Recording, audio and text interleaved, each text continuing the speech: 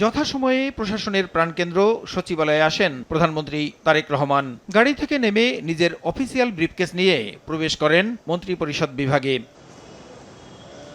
বৃহস্পতিবার সকাল 9:30টায় প্রধানমন্ত্রীর সভাপতিত্বে আনুষ্ঠানিকভাবে মন্ত্রিসভার প্রথম বৈঠক অনুষ্ঠিত হয়।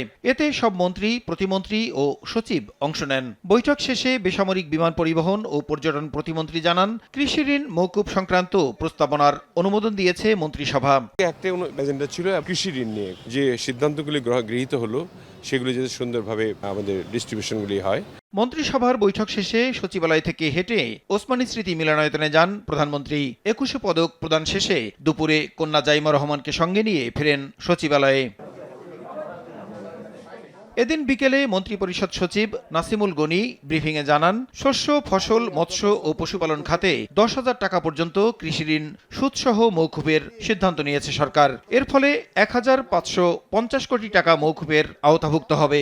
আর এতে প্রায় 12 লাখ কৃষক নানাভাবে উপকৃত হবেন। সরকার তার নির্বাচনী ইশতেহার অনুযায়ী শস্য, ফসল, মৎস্য ও পশুপালন খাতে 10,000 টাকা পর্যন্ত কৃষি ঋণ সুদ সহ মওকুফের সিদ্ধান্ত গ্রহণ করেছে।